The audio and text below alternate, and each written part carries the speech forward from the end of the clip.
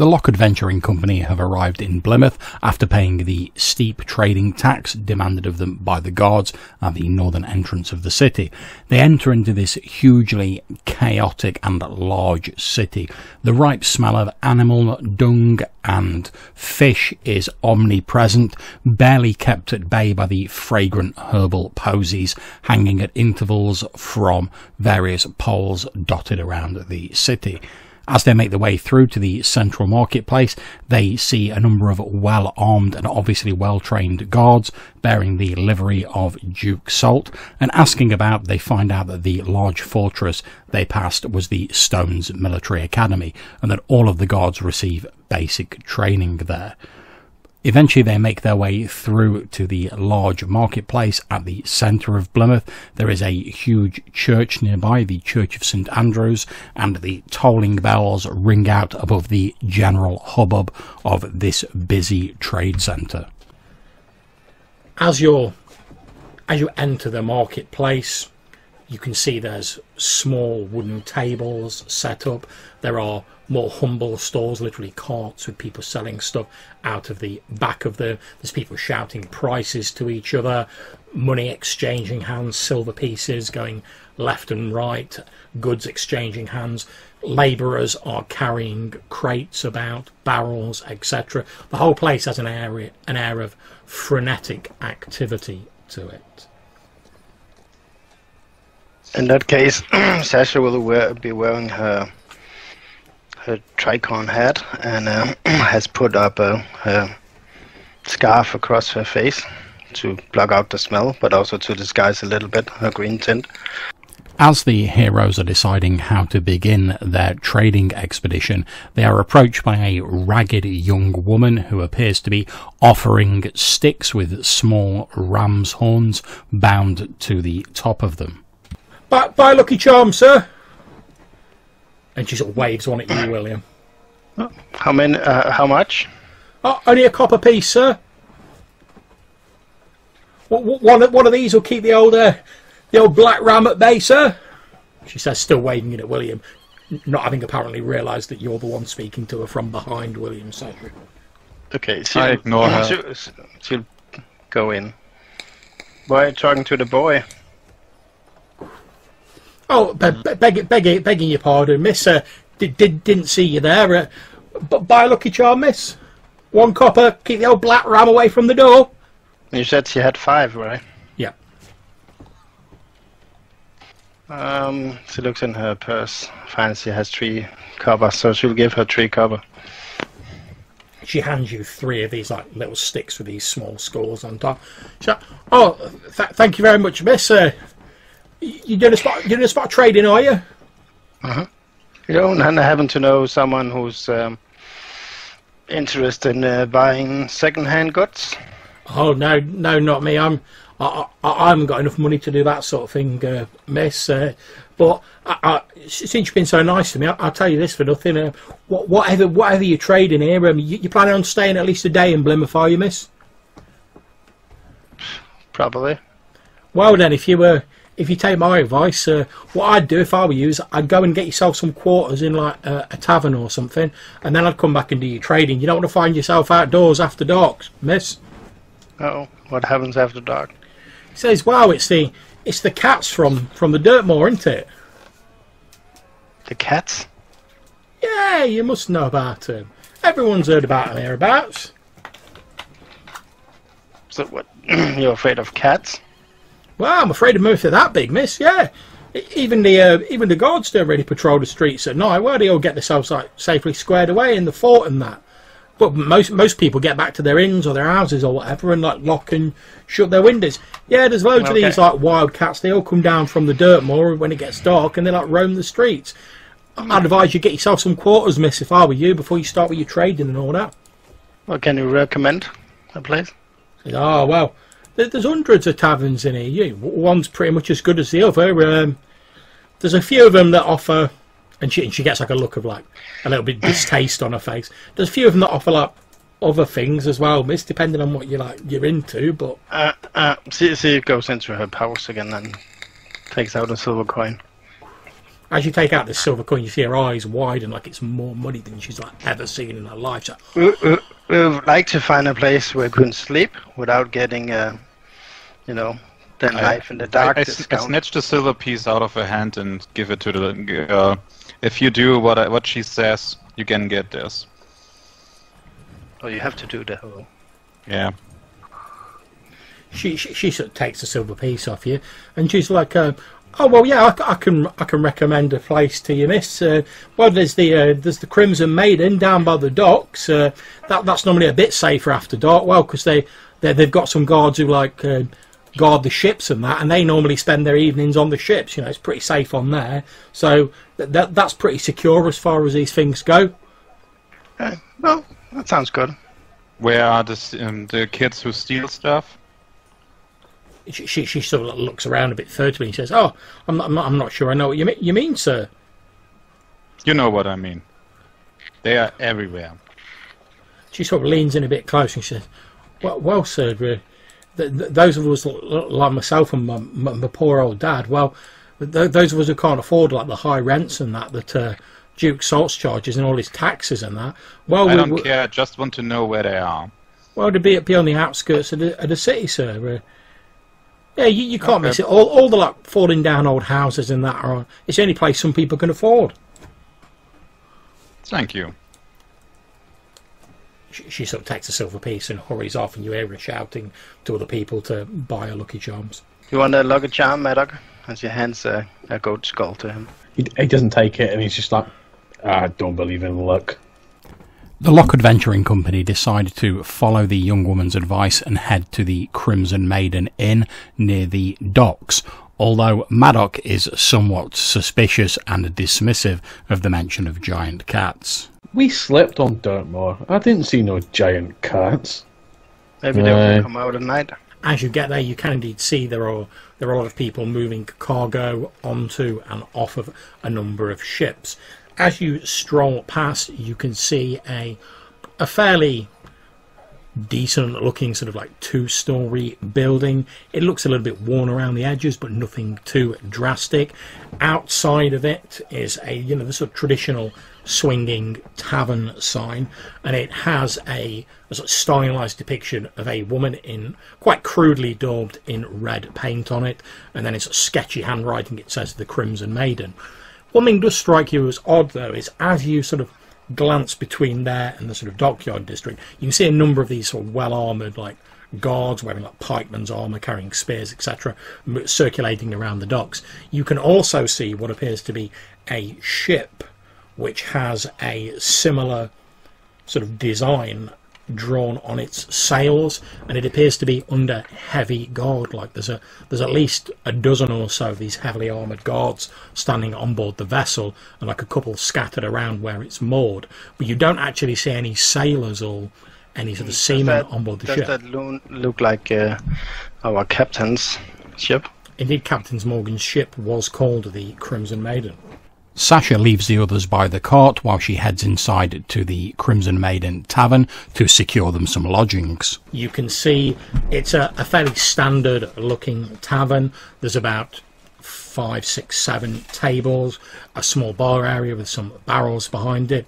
There are a number of what you assume to be townsfolk, as well as a couple of the armoured guards in there, drinking, relaxing, etc.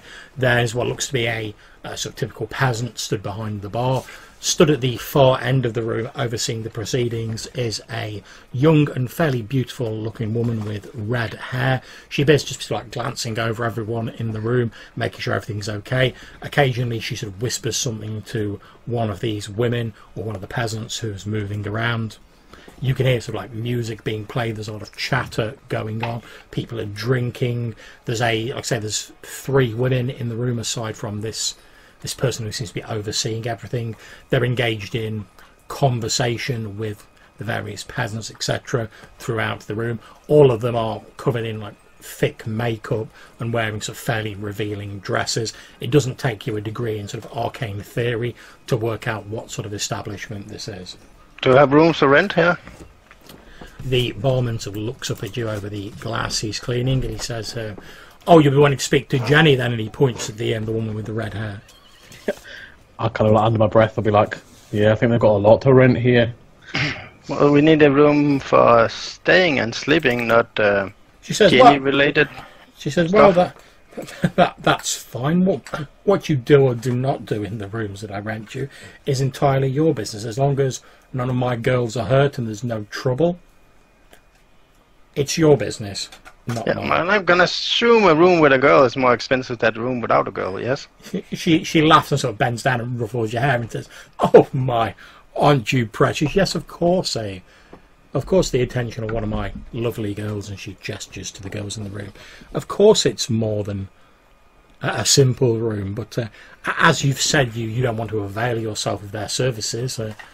No. You come to think of, I know a friend, and you know I've been traveling with him for a while, and never seen him with a girl before. Well, we of course we do have some very nice rooms. And, we do have a couple of suites that are particularly lovely, but obviously they do cost extra, I'm afraid. Okay, we'll take 1 suite and 3 common rooms. Oh, I'm afraid we're a little bit booked out at the moment. I could probably do you a suite and 2 common rooms. I don't mind sharing. Fine, a suite and a common room then. Okay, says, well, that'll be 25 silver for the suite. As I say, they are particularly nice, and that'll be 5 silver for each of the common room. Do I pay now or when we leave? That's fine. You can give us, if you give us half up front and settle the rest when you leave. Whose name shall I put down in the book? Edward Locke Adventuring Company. The Locke Adventuring Company. And how many of you did you say there were? We are 6. Is your party renting the rooms for any special occasion? Anything you'd require special attention for? No, just sleeping. Ah, splendid. Well, like I say, half an hour and half when you settle your account in the morning. I mean, what? Oh yeah, we have a... Yeah, have you got stables? No, I'm afraid we don't have stables. We do have a couple of guards on retainer who'd be happy to look after your cart and your animals. However, that would cost you another 10 silver pieces. What are you doing in here, Murdoch? God. What? Okay, so cool. Here is the 35 silver. She takes it off. So I'll talk to Jenny about the girls. Oh, what do you want to know, miss? She says. I guess the price. She says, well, it depends on... And she sort of leans a bit closer and lowers her voice to a whisper. Well, it depends on how many of your party are looking to enjoy the attention of my girls. I'm sure we can work just the one. Yeah, I know this is a dreadful imposition, but I have certain standards to be maintained in this establishment. I won't rent any of the time of my girls to anyone that I've not met personally. You understand? It's a matter of their safety, and I place the priority of my girls, their welfare, very highly. So if you wouldn't mind introducing me to your companion. Also, she says, it enables me to determine which of the girls I think would be most suitable to entertain your companion.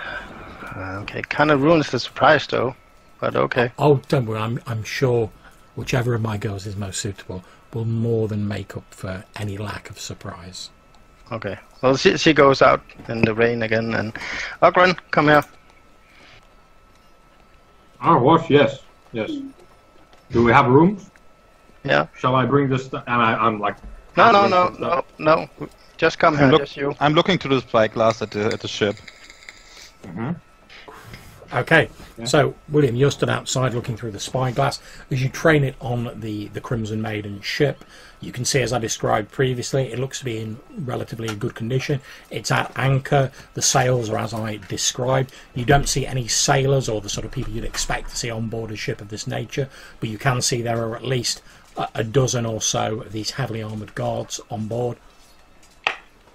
Oh. They appear to be sat around on the deck. They're sat on like crates, barrels, etc. They're talking amongst themselves. It looks like a couple of them have a game of cards going on one of the crates. The rest of them are sort of stood around with their spears, like keeping an eye on everything. Wow. Okay.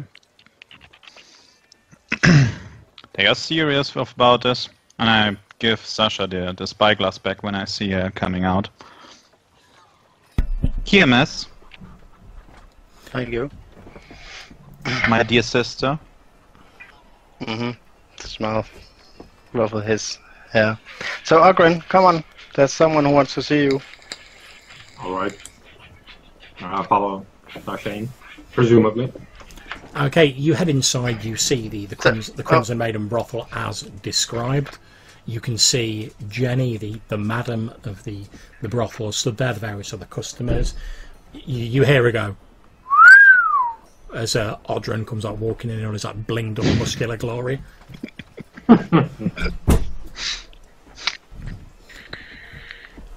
What do? Do you walk Odhran over? Yeah, and she kind of does like this. Presenting him. She looks up at you as though like appraising you, Odhran, and then she says, "So I gather from the young lady here that you're going to be enjoying the attention of one of my delightful girls." Again, she gestures to the women in the room this evening. Odhran looks confused. Like he's looking like from Sasha to the madam to the line of girls. Tessa kind of tips up on her feet and leans up to him as much as she can. So I guess he reached his shoulder or something. She means sex. At which point the madam sort of goes, "Yes, that is what I mean." And this is how you do it. You're weird. She lays a hand on one of your muscular arms and says, "Well, look at it. That's an Oldenwell accent, isn't it?" I look at her with new appreciation. Yes. Yes, I am from the Vale. Oh yes, well, this being a port city and being very cosmopolitan, we get all sorts coming through here. Although it's been a while since I've seen anyone from the Wall here, but yes, and she lays a hand on your arm again. There are certain urges that every civilized person finds themselves beholden to, and well, if these urges are unchecked, they can cause all manner of problems to civil order and things like that. So what we offer here is a service in nice, clean, safe surroundings where people can satisfy those urges in a way that doesn't harm anyone. We get a bit of money out of it, they get to satisfy themselves, everyone's happy. It's just a service like any other, nothing to worry about as you patch your arm.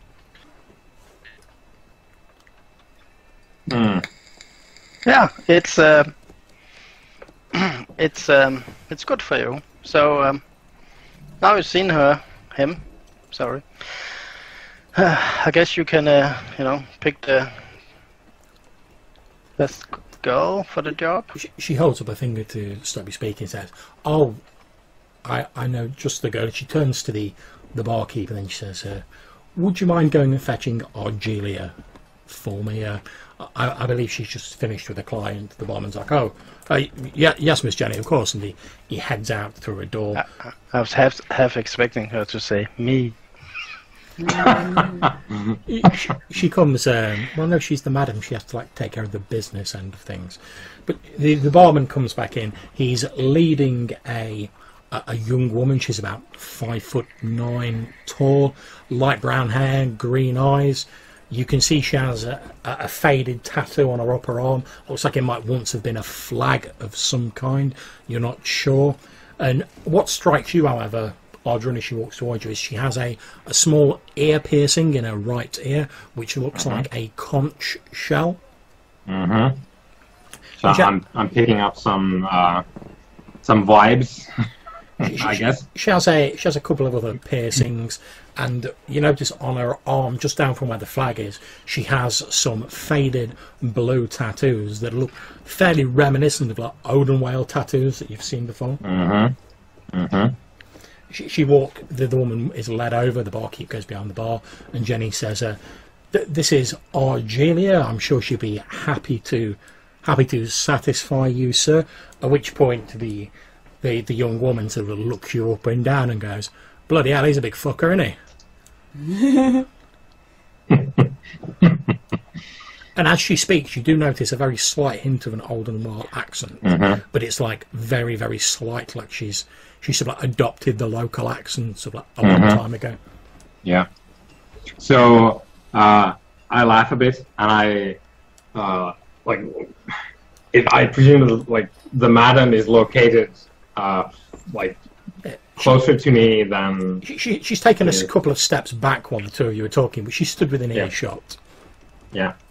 Yeah. So basically, like, Odhran has forgotten about Sasha and the madam, and he's going there to, like, put an arm on her shoulders, and just like, let's take off. Okay, so Odhran and Argelia walk out of the room. You hear the heavy footfalls of Odhran heading up a staircase to the first floor of the building. The last thing you hear of them is the voice of Argelia as the door swings shut behind them, and you hear her just go, "Look, I don't do any freaky shit before you bring that up." And then you just hear the sound of them going up the stairs, and like a bit of Odhran's like deep laughter floating up the stairs. So Sasha, the madam turns her back towards you and she says, "Well, that'll be 5 silver pieces for the extras." Oh, okay. So it gives her 5 silver pieces. She says, "Well, I can tell that you're not from around here. Certainly, the accent of yourself and your big." And she leans in close to you and she says, "At this point, can you please make me a stealth roll?" No, but I can definitely roll the dice. We all have the skills, right? Yeah. It's just a 1 and 6, that's all. Yeah. I just need to press the button. Okay, she leans in close to you and says, we don't often get people of noble birth coming down here, but in view of your station and that you're obviously a visitor to our city, I've given your friend the discount rate as a sort of welcome to Blymouth, she says. Okay, she looks nervous and kind of takes out a little stack, 8 silver pieces, and pushes them over to her. Well, you never seen any of noble birth. She takes them off you with a wink and then says, "I entirely understand, miss. My lips are sealed." Leaving Odhran at the tavern to get acquainted with his new friend, the rest of the Lock Adventuring Company head back to the marketplace to begin their trading. Turn to Hamish and just be like, "Hamish, Odhran's going to get some batter off the brain. Do you want to go for a roll?" "No, I don't think any of the women here could handle a man like me." And he sort of laughs and his like massive guts like blah, blah, blah, blah. Yeah, I'm like, I know what you mean. I don't think any could handle a chisel like necessary for me either. There's nothing to stop us nipping in there for a wee drink later on, if you know what I mean. Aye, definitely. Once we've got the business dealt with. Aye. Not that there'll be any good drink, mind you, the piss water they serve down here. If Sasha sees a black sheep, she'll buy it. Okay, if you want to buy a black sheep, that is going to cost you 10 silver pieces, Sasha. That's cool. What do you want to do with a black sheep? Well, maybe I need a pet. Okay. I'm looking for some kind of tradesman who sells jewelry or something like that, where I can sell my idol and my gold nuggets. The Adventuring Company minus Odhran begin to explore the marketplace and sell their respective trade goods. The plate mail, what armour value would that? If it were to be fully working and you're wearing a full suit of plate armour, it would give you an AC of 18. Ooh. Mm-hmm. When you would look so out of place because no one's wearing any armor aside from like breastplates and helmets. But do you You're like, I'm ready. I'm ready for the Iron Dwarf. It is time. Yeah, I'll kind of see you get out of the wagon, because I haven't really been through your goods, etc. It's like, late mail. That's alright, if we could have it fixed up. Well, none of us care to wear it. I mean, unless you want to wear it. Well, they'd have to cut the shin guards down a bit and, trim the chest plate out. But if it's okay, I'd like to see if we can get it fixed up. Sure, but it's gonna be taken out of your cut then. That's fine. I don't mind. I get plate mail.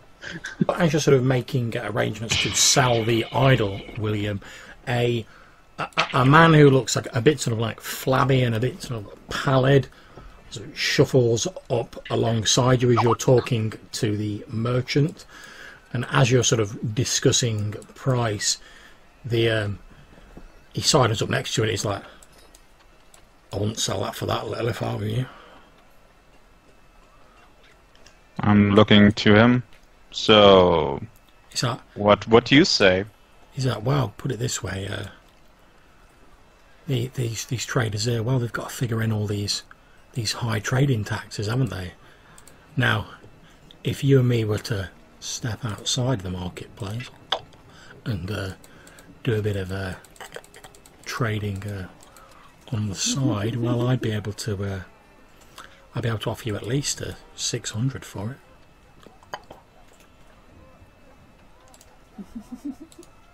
Nope.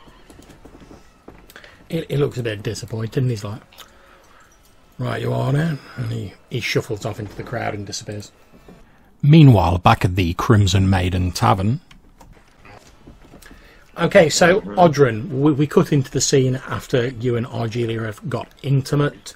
You're both sort of relaxing on this fairly plush bed, to be honest. This suite room that Sasha has rented for you is actually quite nice. There's like a dresser in here, a table. There's like an actual like mattress. No. The suite was for her. Well, that's where Argelia and Odhran have gone. Obviously, the madam just assumed that since she'd rented the suite and gone, oh yeah, my friend, this big lad here, needs a woman to keep him company, she assumed that the suite was what you were booking for that. So that's where they've gone to. Like I say, it's probably the softest bed you've ever slept in, Odhran. Not that you've done much sleeping, to be perfectly honest. Yeah, but like even just like sitting down on it is probably quite weird for him, because he's used to sleeping on like hay and some rugs and maybe some furs if it's like winter or something. But indeed, he's like, what is this even made of? The room is actually nicely decorated as well. There's like a portrait on one of the walls. There's a few bits and pieces of decoration hanging on the walls. You're sort of reclining on this bed with Argelia, and as she sort of like drapes her arm over your muscular torso, she leans her head in close to you, and in slightly halting Oldenwaller, she whispers in your ear, look, you and your friends need to get out of here. Odhran is at first confused by this, but young Argelia explains to him that there are some men in the tavern who would wish him and his companions harm, and that they force the Madam Jenny to allow them to work here because they hold some money and debts over her. She seems fearful of the portraits on the walls that don't have eyes in them. As he examines them, Odhran realises that people are using them to peep in through the walls and watch what is going on in the rooms of the brothel. I'm not going to let anything happen to you, okay? And then I'm gonna try and run through the wall where the picture hangs. Okay, that is absolutely fine. Would you please make me an open doors roll? Would you? Yeah, I guess I have the presence of mind not to go like, let's me before I make the charge. That is entirely down to you. Yeah, the other presence. I think maybe like Odhran wouldn't even think of that until like his shoulder hits the wall and he goes, oh, "Fuck! I could have used Dagon's help on this." But yeah, I'm gonna bull rush the door. So there we go. Okay. So what happens is, as you run into this portrait, it's actually, there's like a hole in the wall behind it. There's not like a wall, so you do go through. That's not a problem. Okay. Yeah. However, as you go through, you like tangle yourself up in this sort of like cloth sort of portrait. It's more like an embroidery than a traditional portrait, and you're sort of like tangled. Briefly, it like covers your head, and you're sort of blinded for a few moments. As you sort of burst through this wall, sort of flailing around with this naked. Yeah, pretty much with this tapestry on top of you. You hear voices nearby, and I'm going to ask you what your AC is. Straight up, I think, because I don't have any penalties. It's the like 12 or whatever the the baseline is. 12. Yeah. Okay. Yes. Okay. You take 1 point of damage as you feel like a couple of pairs of like feet just like kicking you while you're and you hear these like voices shouting. You can't make out what they're saying because you're under this heavy tapestry, but it's just like a barrage of blows rain down on you, but they do you like fuck all damage basically. I'm going to say, I'm not going to roll for initiative for this. I'm just going to say it's going to be like you now, then them, blah blah blah. Okay. So in your turn, you easily throw the tapestry off yourself. That's absolutely fine. As it's thrown off you, you see 2 people wearing what appear to be these like dark blue robes with these strange sort of like wave patterns embroidered in, and they're just like mid-process of like drawing their feet back to administer another probably ineffectual kicking to you as you're like, and you throw this fucking tapestry off yourself. And does this like setup say anything to me, like the wave pattern or the particular color? Does it mean anything to me, or it doesn't mean anything particularly to you? However,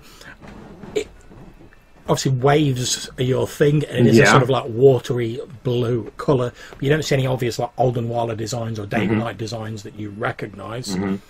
Yeah. Well, because there's nothing obvious to say like, hey, we're like buddies. I'm gonna. Because I'm on the on the ground, at least on my knees, and they're kicking me. I'm gonna try and like go like grab their knees and like punch basically like punch him on the kneecaps. Try to like buckle their legs in the wrong way. Okay, that's absolutely fine. Make your attack roll. You can do your full damage, which would be like D2 if you're fighting with fists. But we'll say that since presumably you're not trying to kill them. We'll say that if you take them to 0, you've just like knocked them out effectively. Yeah. So I'm gonna roll my thing. Their AC is 12. Oh, there we go. It's 1 damage forever, apparently. Okay, you grab one of that. You basically hit one in the back of his knees, and he lets out like a and like falls down onto his knees. So now he's sort of at your level. And he's not going to get to attack this round because he's like picking himself up. The other guy though is going to just try and like put the boot in again. As he's putting the boot in, you see him drawing a dagger from underneath his robes, but he's not got it out in time to like do anything this round. Oh no, I rolled with the dagger then, so let me re-roll. That was my mistake. Okay, so he kicks you in the back for like another mighty 1 damage. Let's say 1 damage forever. Okay, so there's this one guy who's like, oh, my knee! I'm gonna try to go for him. Let's see. Reroll my thing here. There we go. So basically my thing is, because he's down at my level, basically. So I'm gonna grab him by the shoulder and start headbutt him in the face. Okay, no problem. It's sort of like groan of like effort as he's trying to get to his knees turns into like a cry of pain as you headbutt him like full on in the face. His nose pretty much explodes and sprays blood all over him and you. However, the guy behind you has now got his dagger out. He hits you for another mighty 1 point of damage. And can you please make me a poison save? There we go. Failure. Okay, can you please roll me a D3?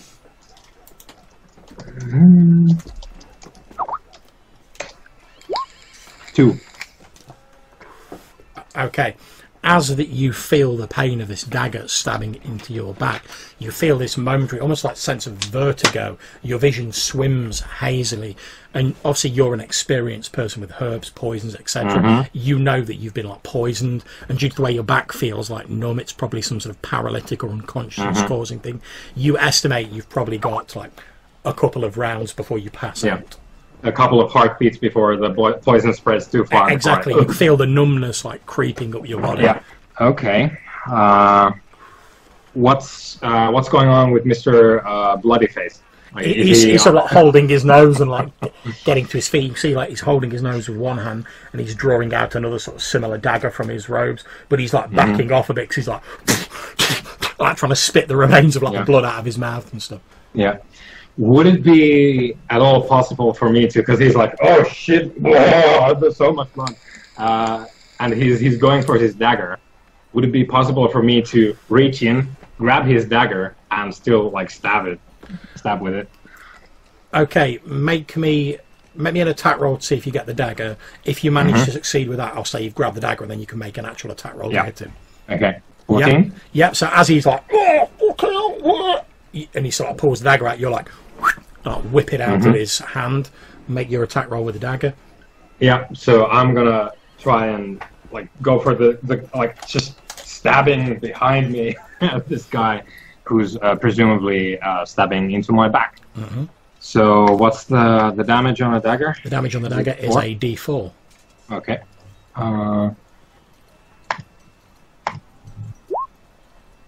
15. Okay, so you have hit him and done 3 damage. I'll make his poison save.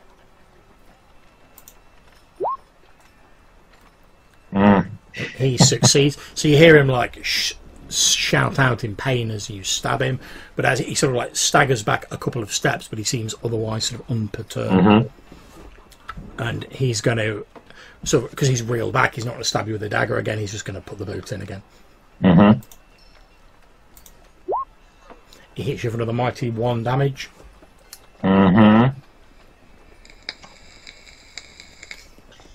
Okay. Okay, so next round, you're really starting to feel groggy now. You're swaying backwards and forwards. You're having trouble breathing. You're certainly like your vision seems to have narrowed to like tunnel points. You estimate you've probably got like a couple of moments before like whatever this paralytic agent is takes effect. Yeah. What's the space we're in? Is it like a small, very tight corridor between rooms that's not supposed to be there? Or? Yeah, as you're glancing around, you can see like it's a very narrow sort of corridor. As you look around, you can see it takes a sharp turn to the left. You think it probably sort of runs around the outside of the building, but you can't really tell because you're finding it difficult to think straight. Yeah. Is there a window outside in the room that I was in before I charge in here? There isn't a window outside sort of in the room you're in. However, as you look down the corridor, you can see what appears to be sort of only maybe 5 feet away from you. There is a window to the outside, but it's been sort of like a wooden board's been like tacked over it, obviously to prevent people seeing into this like secret passageway. Okay. Which one of these guys is between me and that window? I presume one of them is. The guy who's currently like,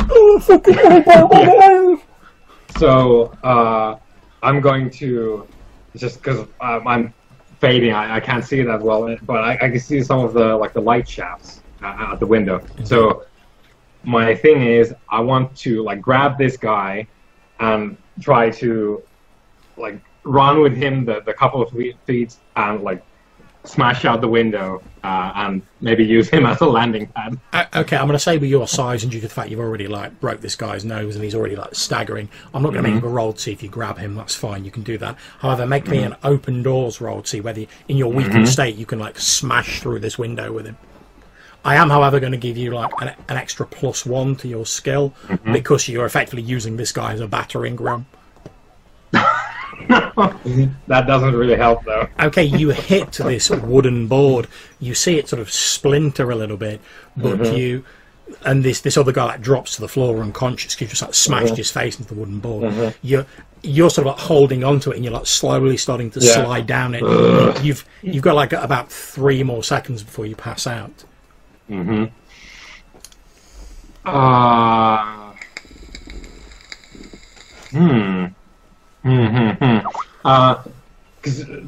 I'm almost done. But the dude that I smashed into the boards, he's like blacked out. Right? Yeah, he's unconscious. Yeah. So what I do is I just Dagon, and I just lean on the dagger. That's a point. I mean, do you try calling on Dagon to help you maybe smash through this thing? Yeah, I'm pushing the dagger into the guy's neck. Dagon, please help me. Okay, now are you actually calling on Dagon, or are you just calling on Dagon? That's the thing, John, because I don't.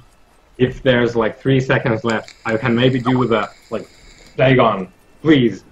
But I don't think there might be like a second left for me to do anything after that. What I'm going to say is, in your weakened state, if you obviously Dagon values strength in all things, so normally you wouldn't have to make a spell check to try and cast this. However, in your weakened state, I'm going to say if you make a spell check, Dagon will sort of give you the strength to carry on for a few more moments. Okay, and that would be.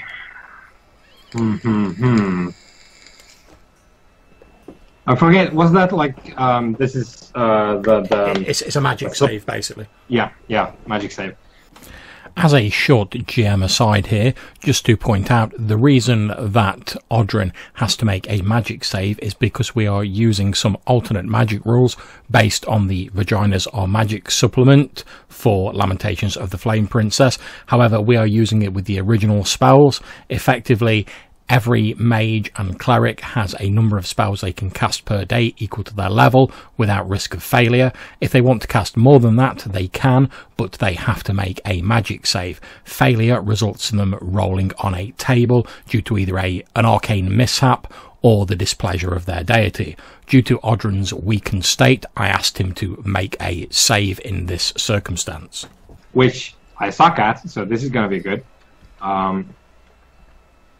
I wonder if this takes into account my -1, but here we go. So yeah, I like lean on the dagger, use my body weight to like push it in the guy's neck. He's done. Yeah, and then we see how that goes. I guess I'm putting it into the because it's allowing me to input a bonus rating into the saving throw. I wonder if I just put the -1 in there. Yeah, go for it. We'll see what happens. Yeah. Oh yeah, that worked as it should. But I failed, so. Okay, no problems. So you will need to make a roll on the spell failure. I'm just going to bring up the chart for that. So I can see that. Maybe there's going to be a deep one that comes in. You never know. Straight. So okay, so roll me a d12. Okay. Right. Didn't expect that, but here we go. Okay, as you're sort of like praising Dagon and sort of calling on him for aid, you've seen that scene in The Shining, right, where the elevator opens and all the blood rolls out. Basically, from the hole in the wall where this portrait is, suddenly like a tidal wave of like salty, briny seawater just like gushes into this corridor. It immediately sweeps the guy who's still got the dagger like, off his feet and sort of carries him further down the corridor away from you.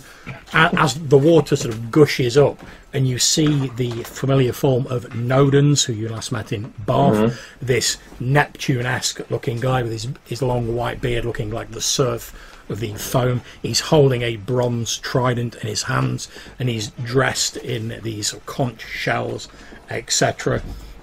He points his trident down. It's like an inch from your face, and in this like booming voice that seems to fairly like vibrate the rafters of this building, he says, "How dare you call on Dagon in such a moment of weakness?" I'm petrified and probably like only half conscious anyway. Unless, like, Nodens just goes like, "No poison, go away." Your vision is pretty much narrowed, so like, all you can see now is this figure in front of you. Yeah. Yeah. So I'm just mumbling, in like a fit of like delirium and religious terror. He holds his hand up and the water surges over you, and immediately your head clears and you find yourself able to stand free of the effects of the poison. Yeah. Yeah. Well, to Odhran anyway, Dagon is a deity of strength. So I get up immediately. I stand in the corridor and I motion towards the guy slumped in. Behold, I offer you his body and spirit, mighty Dagon. He smiles at you and says, "Stand, O good and faithful servant of the Old Ones." And he sort of like lowers his trident to his side, so it's no longer like in your face. I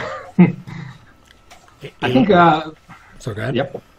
No, I think Odhran maybe like he isn't as used to having actual like visions or visitations from Dagon. So I think Odhran's maybe like he's losing some sanity points here. Is what's happening. The Nodens continues and says, "Know, O good and faithful servant of the Old Ones, you have but one chance to prove your worth in the eyes of the Father of the Deeps. In the catacombs below this place masquerades someone who claims the divinity that is Dagon's right. As a servant of the Father of the Deep, you and he almost, you see like a little hint of a smile on his face as he says it, and whatever servants etc. you may have acquired, will teach this interloper that there is only one God, and that God is Dagon." And as he says this, he sort of reaches out and he basically, like, without waiting for your reply, takes hold of your head and like pushes you below this like water which seems to be filling the corridor. You feel yourself being held underwater until you can like barely hold your breath any longer. Then just as you're like, "Oh shit, I'm about to pass out and drown," the pressure from your head is gone as though he's no longer holding you. When Odhran resurfaces from below the water, he finds that he is no longer in the building, but is outside underneath the waters of the docks. After attracting the attention of some of the guards on board the nearby vessel, he is hauled out of the water, where his friends, who are returning from their mercantile endeavours, meet him at the docks. Sasha enters the Crimson Maiden inn to discuss with Jenny and the madam what is occurring, and she finds out that the woman who had spent time with Odhran has been slain, and the blame has been pinned on their very own pagan priest. Using her previously hidden noble background, Sasha is able to persuade the guards to delay their report until they bring the real culprits to justice. However, they say that they can only wait for a single day. A brief discussion with Jenny follows, and she subtly reveals that there are some catacombs below the tavern where the people who are forcing her to engage in these evil endeavours hold their ceremonies and their meetings. The Lock Adventuring Company agree to return the next day and free her from this terrible burden. The next day they arrive back at the inn, are quickly shown through to the cellar where they find a trapdoor in the floor of the chamber and head through it into the caverns below. Okay, it's quite heavy, but you manage between you to drag it aside, and you do indeed see another trapdoor. I'm listening on it first, putting my ear right on it. Okay, you listen to it, and you can hear sort of faintly murmuring voices from below. I'm just gesturing that there. How many voices can I hear? Maybe, roughly. It's difficult to tell exactly. More than two two. Okay. I'm pointing down there and make something like maybe more, and I will ready my crossbow. Okay, I will get someone there to open the hatch, and I will try to make a sneak attack on the first guy.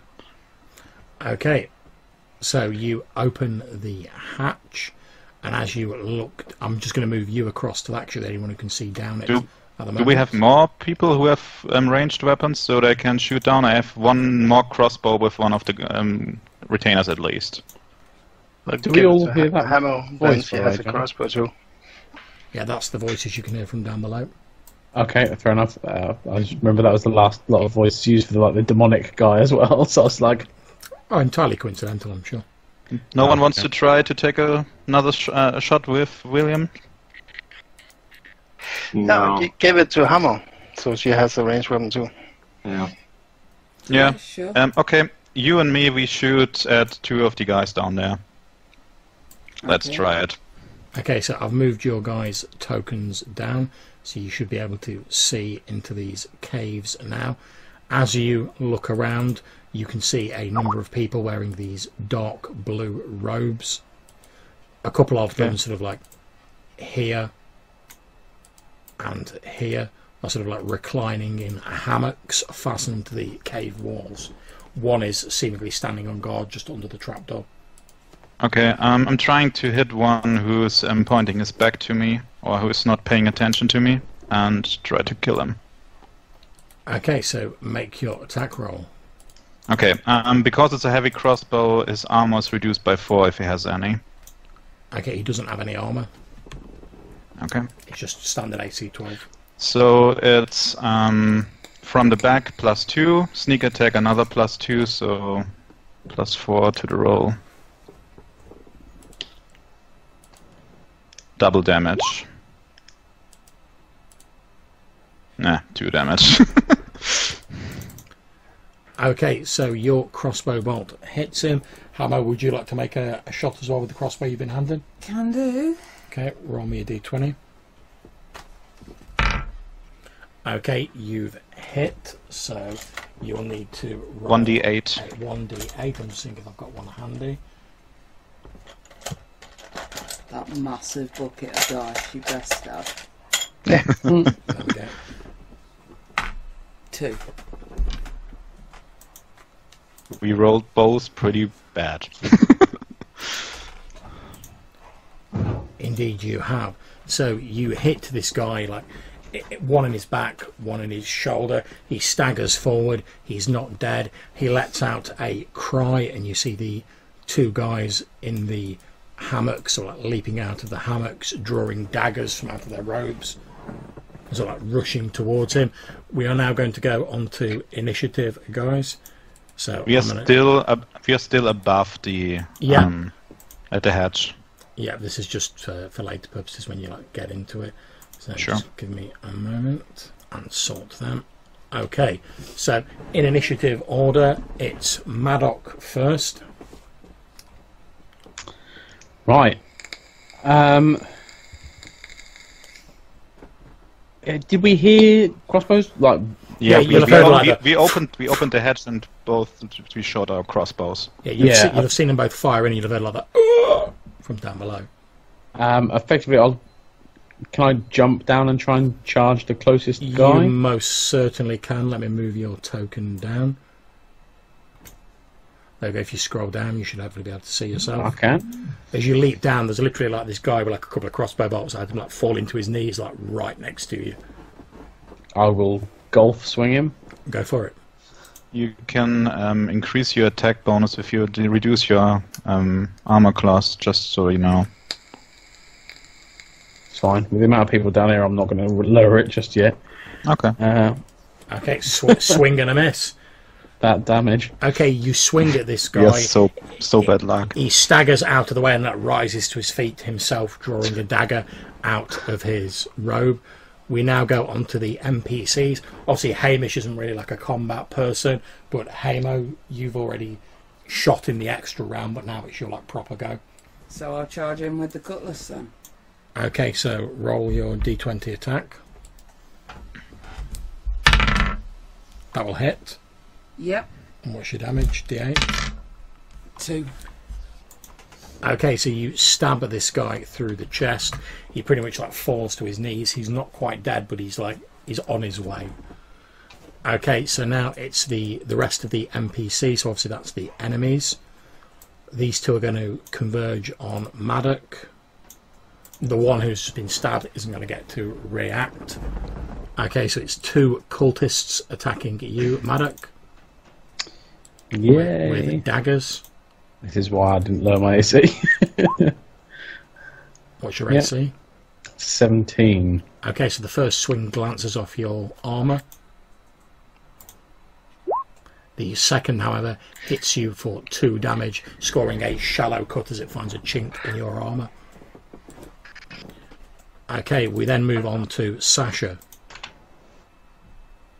I mean, how crowded? I mean, can she jump down? Yeah. Okay. So if she can get here and help Maddock. That is absolutely fine. I will move you down. Just give me a moment. As you heroically and piratically leap down through. I leap down with my rapier first. Indeed. So I'll roll to get a bonus from flying rapier style. I'm afraid not. If you just straight up charged them, you would get a bonus, but it's not really a charge. You just sort of leapt down a. That's cool.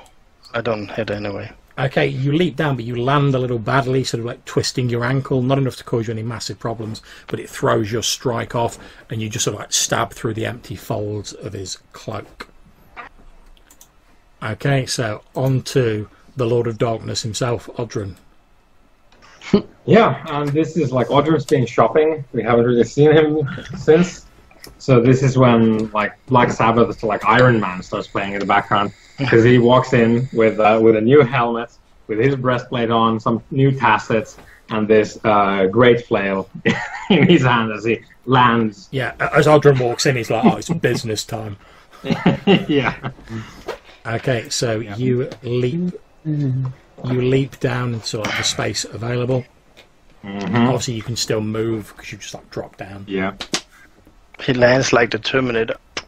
Yeah, he pretty much does like the superhero landing, so like on one knee, and then it rises up with all this like metal of his breastplate. Yeah, and there's like black mist just oozing from beneath his armor.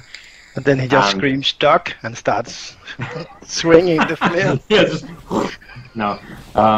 That would be a bad time for everyone. Okay, so Odhran goes 1. Well, can we do diagonals? Yeah. Sorry. Yeah. So 1, 2, and this guy is on his way out, right? Yeah, he's pretty much like on his knees, like sort of like crossbow bolts sticking out of him, and a stab wound. He's like trying to hold his dagger up. It looks like his strength's failing him. Yeah. It's been a while since I've even considered doing this. Could we move through people? And was that like double move or? You can move through people who are allied to you. Okay, right. No. So 1, 2, 3, and this is, I presume, like stalactites or stalagmites or whatever. Yeah.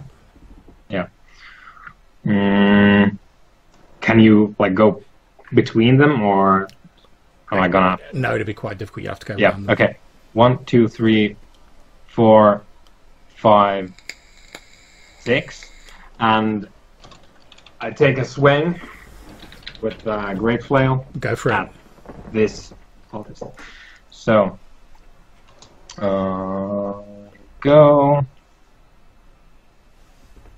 And was there something attacking from behind? Yeah, I presume he's facing forward.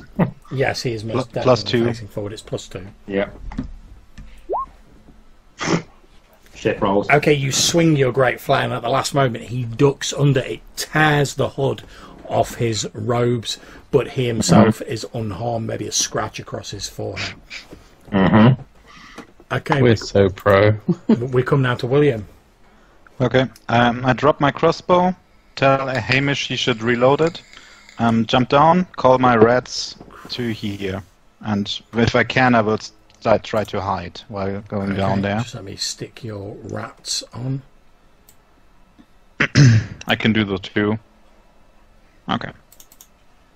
I assume they can't attack when they reform here, but not sure. No, I'm just going to up their hit points to 30. There we go. And I'm trying to hide down there, so maybe I can do a sneak attack on anyone who would try to come help them. Make your hide roll. Yeah, not a problem. No problem. I'm hiding. Putting a ninja on me. Oh, 2 ninjas. Double One ninja's ninja. enough. Double ninja. Okay, that's my turn. Okay, so this swarm of rats starts collecting, seemingly crawling from every crevice, which causes some exclamations, as you'd expect from these like cultists. And you, during the confusion, you slip into the shadows, William. And we come back to Maddock the Mighty. Indeed. I will just try and make it hammer time again. Are you going for the one who's like on his knees, the one in front of you? Yep, yeah, definitely. He is the prime target. He says. Swing and a miss. Yeah. Okay. On to the NPC, so Hamo. There's a guy falling to the ground in front of you. You're there. Guy there, Maddox just swung at him and missed. He looks big and scary, doesn't he? Well, he doesn't so much at the minute because he's like on his knees, like slowly dying, but he's trying to get to his feet and like brandish his dagger. The other two here look like they're far healthier. Okay then. So the one directly in front of me, I'll have to take him out, because otherwise he'll stab me as I go past him. Go for it. Nope, miss. Okay, against all the odds, this cultist survives. And he is going to, as Hamo's trying to stab him, he is going to attempt to attack Hamo back. What's your AC, Hamo? My AC is 14 in melee. Okay, you've taken 3 hit points of damage as this guy lunges forward and stabs you. So mark that up, sort of tally that on your chart. 3. Are these daggers poisoned as well? Hamo is not looking very healthy. They don't appear to be poisoned. Okay. Is Hamish reloading my crossbow? He is indeed. Okay. One more turn. And I'll move Hamish down as well. Maybe we should put a timer on him until my crossbow's reloaded. But it's alright. I'll rely on you to like know when it's done. I know you're keeping track of it, so that's fine. When it's done, just grab it off him. He'll just pass it over to you. Okay, so the other two cultists. One is going to attack Maddock with a dagger. He does you 2 points of damage, Maddock, as he stabs you with his dagger. Then the other one is going to attack Sasha, also with a dagger. I'm presuming he misses with that. Yeah. Okay, you can hear footfalls from further in the cave. As obviously the sound of like the combat has attracted attention. Okay, we're going to Sasha. Just gonna stab again. Maybe they are distracted from the rats, so +2? No, okay. Doesn't. I mean, rapier really isn't her style, but I was briefly considering summoning the bag of dicks, but we're not that desperate yet. Okay, that's like the nuclear option.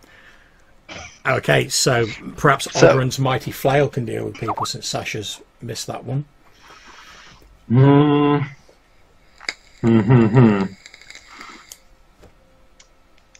Well, yeah, the footsteps are still like quite a ways away from us. So yeah, I think Odhran takes like he's briefly distracted by the sea of rats that he finds himself in, but yeah, takes another swing with great flail. Go for it. At this person here, and we'll see how that goes. Come on, Dagon. There we go. Okay, would you like to describe how you like annihilate this person? Yeah, well, I tore his hood off with my last swing, and well, this one hits him straight in like the midsection, but from behind. So his spine is just obliterated, and it's like wet bag like flies towards well, I guess Maddox. Yeah. yeah. So as Odhran swings this humongous sort of Sauron-sized flail into this guy, he pretty much reduces him to like a spray of blood and human pate, which splatters all over you. Yeah.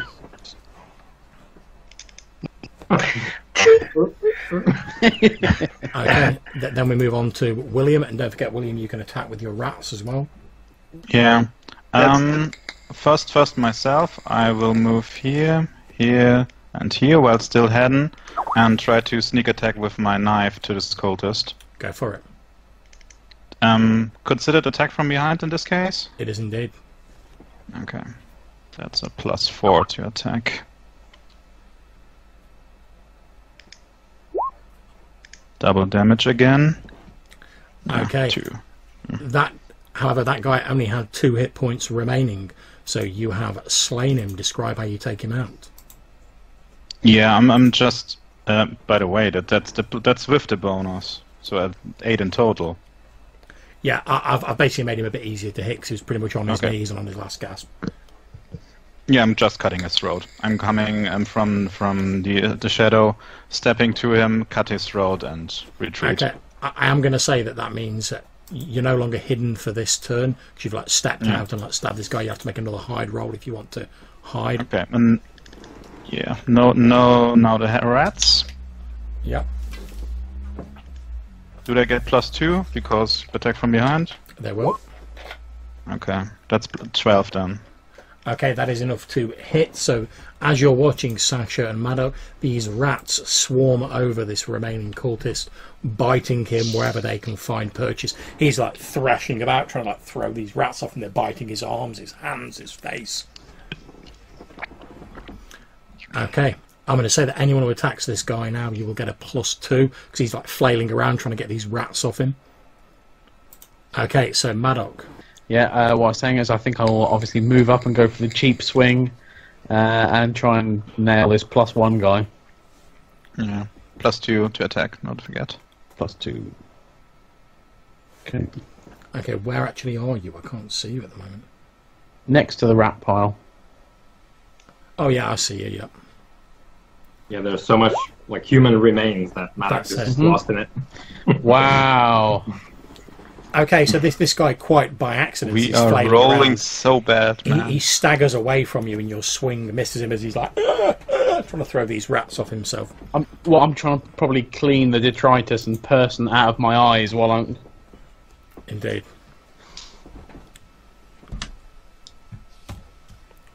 Okay, so it's now Hamo. There's basically, as you can see at the minute, there's only really this guy sort of flailing around with rats all over him.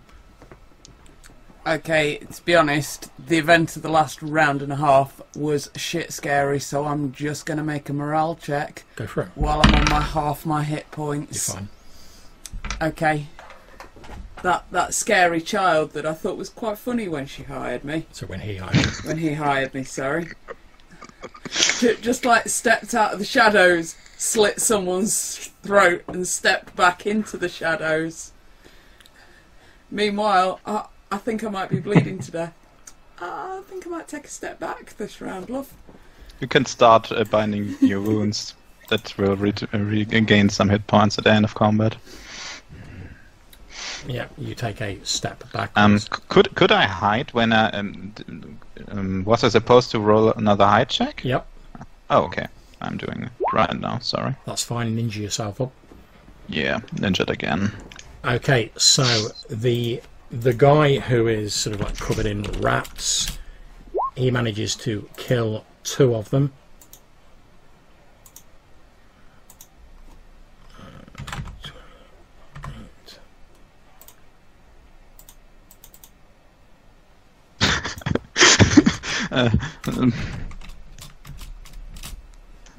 I think you wrote something red because the line from the red's HP is a bit long, yeah. There we go. Okay. For some reason it didn't update when I changed it previously. I don't know why. Okay. So he's killed some of those rats. You can see other figures similarly dressed, carrying daggers, sort of emerging up these stone steps at the far end of the cavern, sort of making their way towards you. However, they're not near enough to actively do anything to you at the moment. So we're going to move on to Sasha's go. Are you there, Sasha?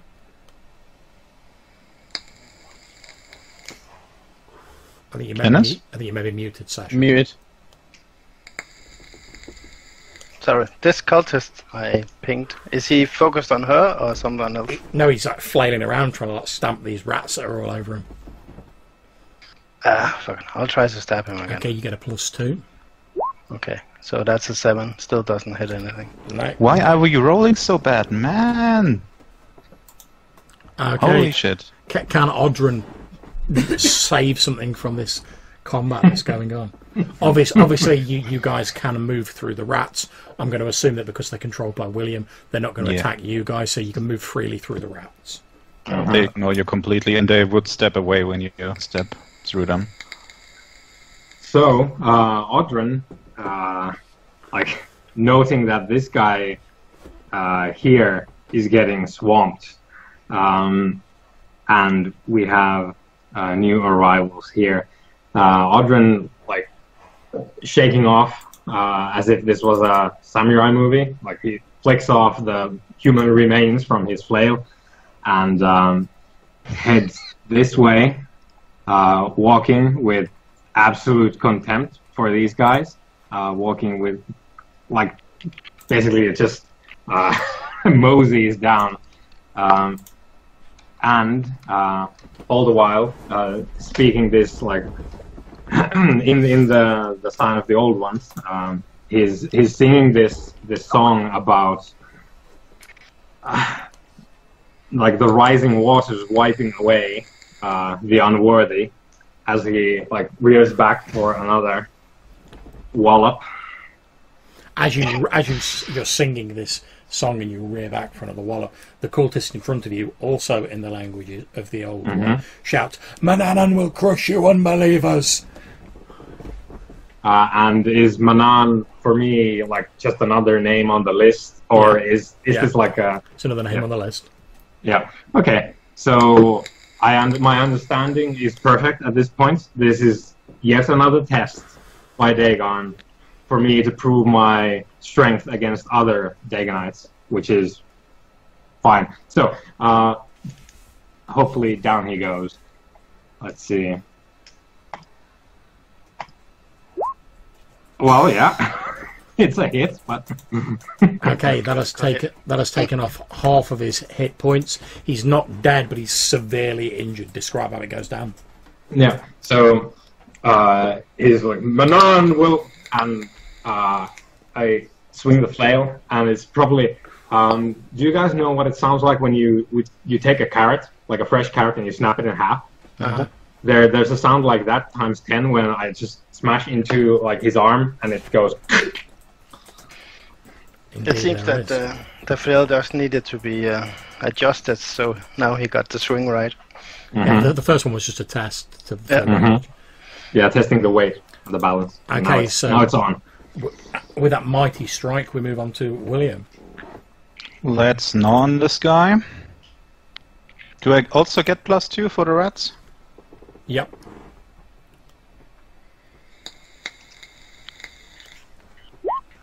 Nope. And William will move here, draw his bow, and try to shoot this guy with a sneak attack. Go for it. It's not considered attack from behind in this case, or is it? Okay. Yeah, and there's rocks in the way anyway, so it's still like +2 and double damage. That is a hit. There is a scream as your arrow, your crossbow bolt, hits this guy here. It's just an arrow. Yeah, he drops to his knees with this arrow sticking out of his chest. You can see he doesn't look in a good way at all. I try to hide again if I can. That's fine. Okay, that's my turn. Okay, we move on to the mighty Maddock. who's got this guy flailing around in front of him with rats all over him. Come on, medic, you can do it. You say the mighty medic. Go team. Effectively, because of all of the spooky voices and things like that that's going on, and just generally all of the commotion, like Maddox just going to take like a second to try and level himself. He's got like the person off of his face so he can see clearly now, and he's like, right, and then just goes to club that guy in the face. Go for it. It's +2 still, isn't it? Yep. Oh. Okay, so you have hit him, but you've only caused minor damage. You catch him a glancing blow. Unfortunately, your blow is like cushioned somewhat by the covering of rats that he's so dashingly wearing. They are in this season. Okay, so onto the NPC. So Hamo, what are you doing? I am bricking it quite a bit still, but whoever the nearest one to me is that I've got a chance of hitting, I'll probably go for an attack. You could probably on hit him. that guy, but you'd be in danger of hitting Sasha and Maddox. They're in combat with him. With what? Okay. With a yeah, plus you don't actually have anything you can hit him with because you haven't reloaded a crossbow. You need to use your cutlass. Right, okay. In which case I'll just try and get into a position where I can at least help Sasha defend herself. Okay, so you can attack the guy with your cutlass if you want. Great.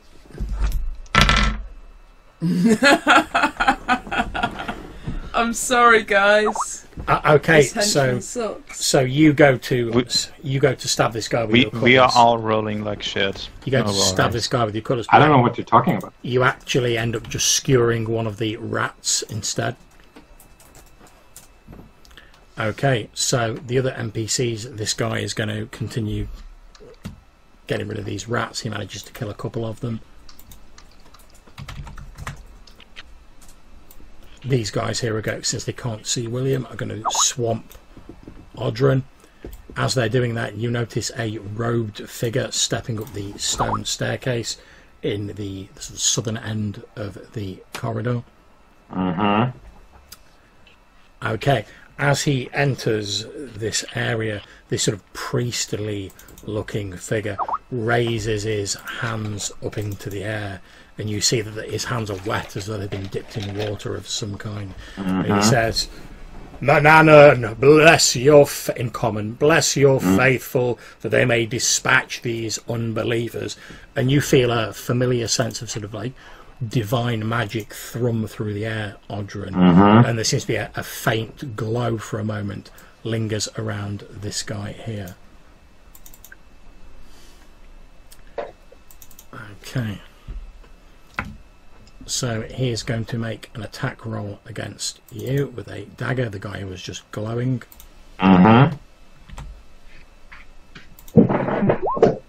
He hits you for 3 damage.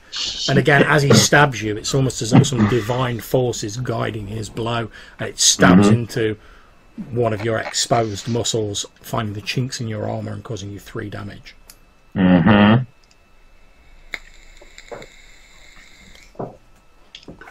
Okay, now the other 2. Okay, so the other 2 attacks on Odhran. 1 misses. And Still a miss. That misses as well. So the other 2 like clatter off your armour. As the priest finishes his intonation to Mananan, you hear this like coming from one of the southern caves that are joined onto this one, and you see this large blue figure with sort of like aquatic features and like webbed features on its face. Its skin is sort of cerulean blue colour, holding a trident made of bronze, steps up to the top of this stone staircase, points the trident in your general direction, Odhran, but mainly just sort of back down the cavern, and in a deep voice says, "All unbelievers will perish." And that is In common. No, Or- in the tongue of the old ones. Ooh. And that, ladies and gentlemen, is where we're going to end this session, which unfortunately means we won't really get to do the sort of like downtime action things, so there's quite a big break between this and the next session. But I will keep this map exactly as it is, and we will pick up in this exact situation when we start next time. So it only remains for me to say thank you guys for playing. I hope you enjoyed the session. Mm-hmm. Yep. I'll work out XP and everything afterwards as usual and post it on the Facebook group. Yep. But for now, I'm happy to chat for a while after as normal. But for now, I'm going to end the recording here. So thanks for anyone who's watching this. We'll hopefully see you all next time. Take care. See ya. Bye-bye. Bye.